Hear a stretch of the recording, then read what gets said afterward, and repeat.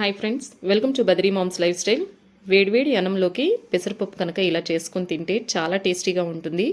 అన్నంలోకే కాదు, చపాతీలో కూడా ఈ పప్పు చాలా టేస్టీగా ఉంటుంది.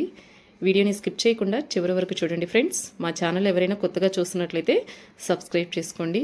ఇప్పుడు పెసరపప్పు ఎలా చేయాలి అన్నది చూపిస్తానండి. ముందైతే స్టవ్ ఆన్ చేసి గిన్నె పెట్టుకొని ఒక గ్లాస్ పప్పు అయితే వేసుకోవాలి. దీన్నైతే కొంచెం దోరగా వేపుకోవాలి.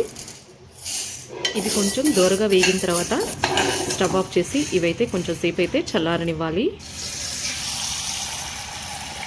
తర్వాత వాటర్ యాడ్ చేసుకొని ఈ పప్పు అంతా నీట్గా కడుక్కోవాలి. ఇలా కడిగిన తర్వాత ఒక హాఫ్ అన్ అవర్ అయితే పప్పుని నానబెట్టుకోవాలి.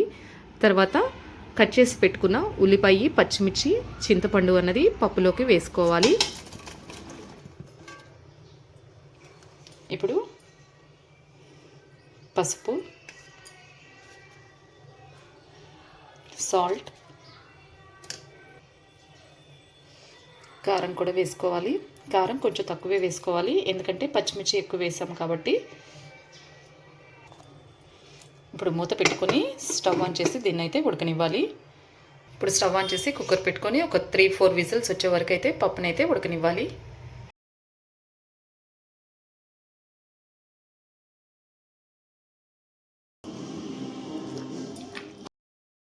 ఇలా పప్పు అంతా మెత్తగా మెదిపిన తర్వాత దీన్ని అయితే పోపు వేసుకోవాలి. ఇప్పుడు స్టవ్ ఆన్ చేసి చిన్న కళాయి పెట్టుకొని ఆయిల్ పోసుకొని ఆయిల్ హీట్ ఎక్కిన తర్వాత పోపు దినుసులు, ఎండుమిర్చి, వెల్లుల్లి రెబ్బలు, కరివేపాకు కూడా వేసుకొని కొంచెం సేపు అయితే వేపుకోవాలి.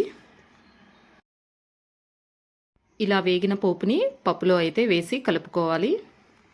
అంతేనండి, చాలా సింపుల్గా పెసరపప్పు అయితే రెడీ అయిపోయిందండి. ఇది హెల్త్ కూడా చాలా మంచిది. వేడివేడి అన్నంలో కానీ చపాతీలో కానీ చాలా టేస్టీగా ఉంటుంది. ఈ వీడియో మీ అందరికీ నచ్చిందని నేను అనుకుంటున్నాను ఫ్రెండ్స్. మీకు కనుక మా వీడియోస్ నచ్చితే లైక్ చేయండి, షేర్ చేయండి, కమెంట్ చేయండి. కొత్తగా మా ఛానల్ ఎవరైనా చూస్తున్నట్లయితే సబ్స్క్రైబ్ చేసుకోండి friends. Okay, thank you for watching this video.